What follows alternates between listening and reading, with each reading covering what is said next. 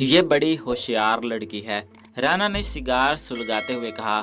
وہ میں جانوں میرا کام، اب تم یہاں سے نکل جاؤ۔ جگو نے عاجزی سے کہا، سرکار میرا انعام آپ نے وعدہ کیا تھا۔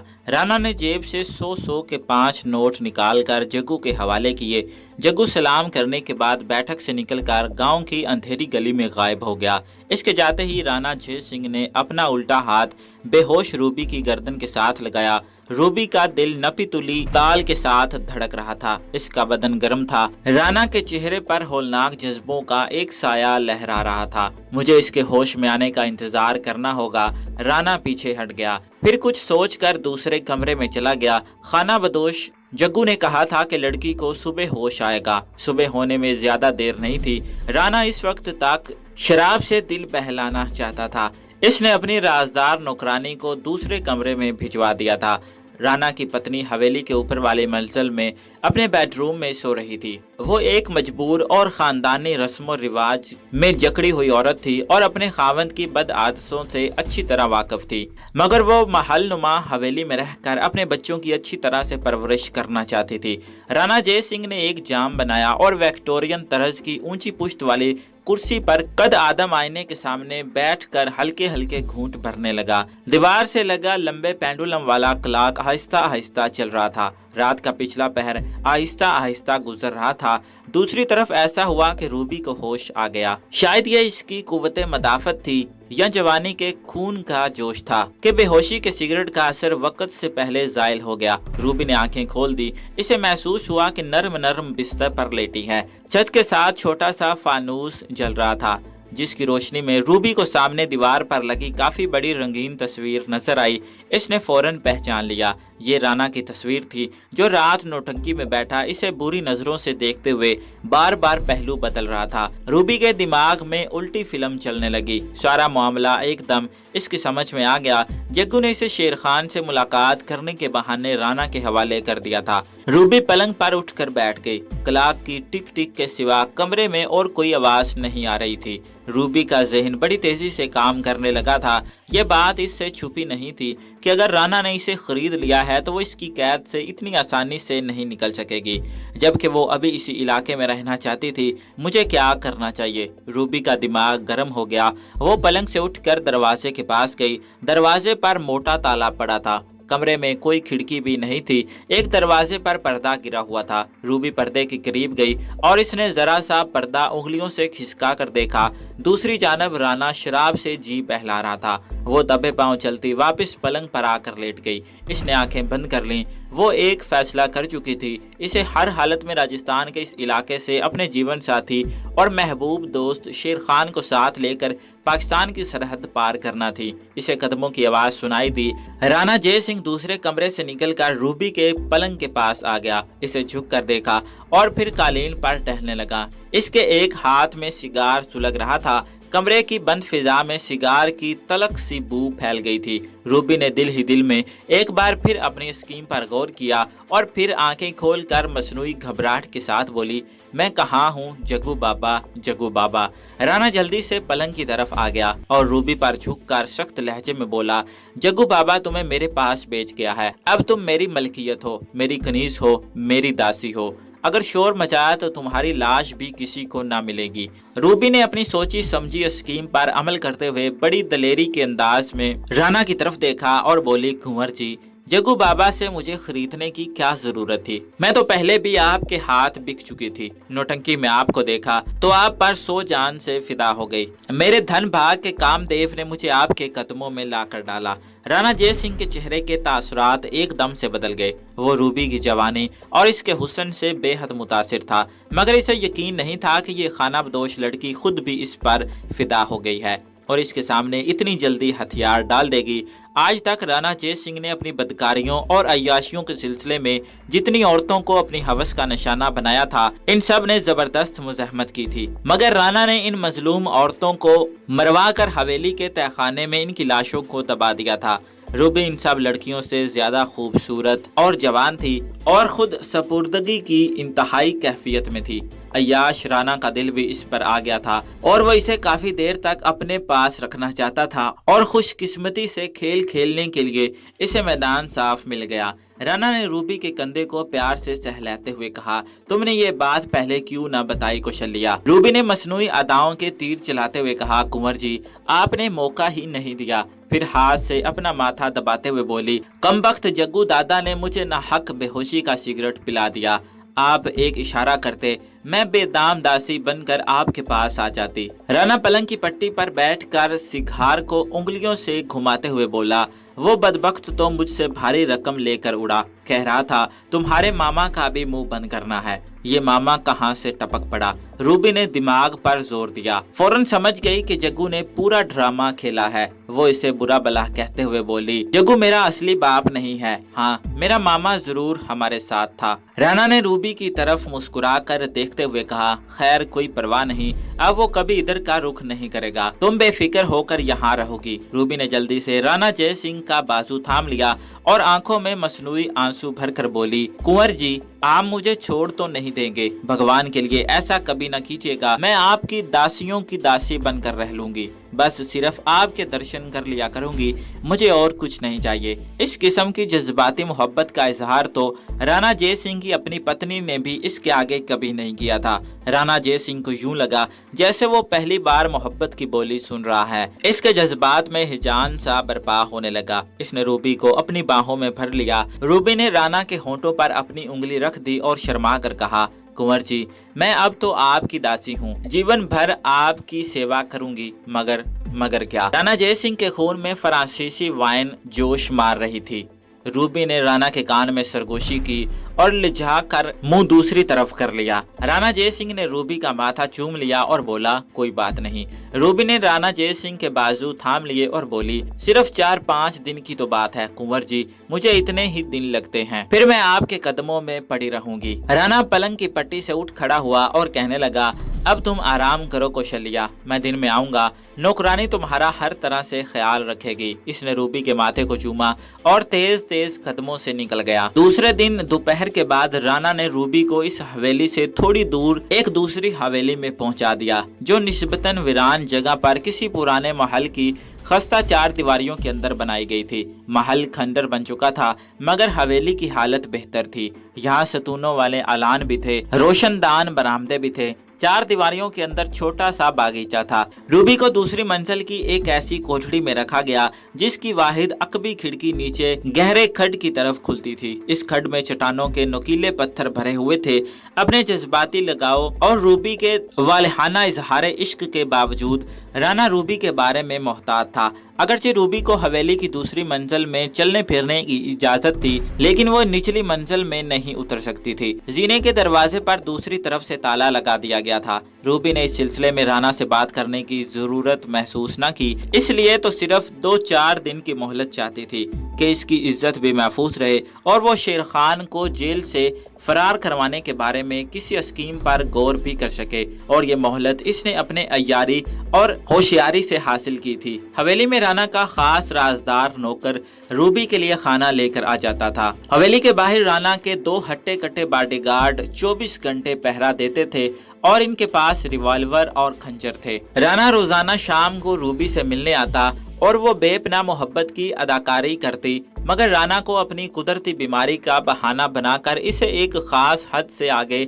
कभी नहीं बढ़ने देती थी। किसी वक्त जरूरत से ज्यादा अदाकारी करते हुए वो राणा की मोहब्बत में आंसू भी बहाने लगती और राणा भी इसे झूठी तसल्लियां देने लगता कि तुम फिक्र ना करो, मैं तुमसे ब्याह कर लूंगा, तुम्हारे लिए उदयपुर में एक अलग हवेली बनवा कर तुम्हें वहाँ रानी बना कर रखूंगा। इसी तरह 3 दिन गुजर गए। खतरा करीब से करीब तर आ रहा था और इससे रूबी का बचना तकरीबन नामुमकिन था। इस शिकस्ता खंडर हवेली में रूबी को दिन में 2 बार बाकायदा खाना पहुंचा दिया जाता। खाना लेकर एक उधीड़ उम्र हिंदू औरत आती जो रूबी से ज्यादा बातचीत नहीं करती थी। खामोशी से खाना वगैरह रख कर चली जाती।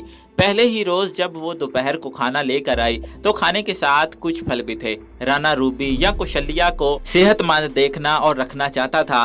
खाने के साथ फल काटने वाली एक छुरी भी थी। रूबी की निगाह छुरी पर पड़ी तो इसने हिंदू नौकरानी से आंख बचाकर छुरी उठाकर सरहाने के नीचे छुपा कर रख ली थी। इस छुरी की इसे किसी भी वक्त जरूरत पड़ सकती थी। ये छुरी फौलाद की थी, आगे से नोक मुड़ी हुई थी। दिन के वक्त तो एक बार इसने छुरी की मदद से जीने के दरवाजे का ताला खोलने की कोशिश भी की थी, मगर इसे कामयाबी नहीं हुई थी, इसलिए हवेली की दूसरी मंजिल में भी बंद थी। ये मंजिल जमीन से कोई 40-50 फीट ऊंची थी और खिड़की में से निकलकर नीचे उतरने का सवाल ही पैदा नहीं होता था। मगर रूबी के लिए खतरे का दिन करीब तर होता जा रहा था। ज्यादा से ज्यादा 6 दिन गुजरने के बाद इसकी इज्जत और असमत अयाश राना के हाथों में खिलौना बनने वाली थी और रूबी ने हर हालत में अपनी इज्जत बचाने का अज़म कर रखा था। दिन भर इसी उधेड़ बुन में रहती, यहाँ से फरार का इसे कोई रास्ता दिखाई नहीं देता था। इसका बिस्तर साफ सुथरा और इस पर 2 रेशमी चादरें बिछी हुई थीं। रूबी को एक तरकीब सूझी, अगर वो रेशमी चादर को फाड़ कर इसका रस्सा बना ले तो खिड़की से नीचे उतरकर फरार हो सकती थी। मगर राना दिन में एक बार शाम को इससे मुलाकात करने के लिए जरूर आता था। बिस्तर पर से चादर गायब देखकर इसे शक पड़ सकता था, इसका भांडा फूट सकता था। बहुत मुमकिन था कि फिर राना इसके साथ दरिंदों जैसा सलूक करे। जब चौथा दिन भी गुजर गया और रूबी को यकीन हो गया कि अब राना ज्यादा इंतजार नहीं करेगा, तो रूबी बिस्तर पर से उठकर खिड़की के पास आई। खिड़की का पट खोल कर देखा, अगर रेशमी चादर की रस्सी टूट गई या इसके हाथ से छूट गई तो वो 100 फीट गहरे खड्ड में गिरते ही छलनी हो जाएगी। राणा जय सिंह दोपहर को होकर चला गया था। अब इसे कल आना था, इसलिए कह गया था कि कौशल्या, मैं तुम्हें सिर्फ कल तक की मोहलत दूंगा, फिर उस कोठड़ी में भगवान को अपने सामने हाजिर जानकर शादी कर लूंगा। रूबी खूब जानती थी कि यह शादी किस किस्म की होगी। इसने जराइम पेशा लोगों, कातलों और स्मगलरों में रहकर यही सीखा कि इंसान को अपनी इज्जत बचाने के लिए अपनी जान भी कुर्बान कर देनी चाहिए, मगर अपनी जान कुर्बान करने से पहले पूरी कोशिश करनी चाहिए कि हमला करने वाले की जान ले ली जाए। ये सारे ख्यालात रूबी के दिमाग में चक्कर लगा रहे थे।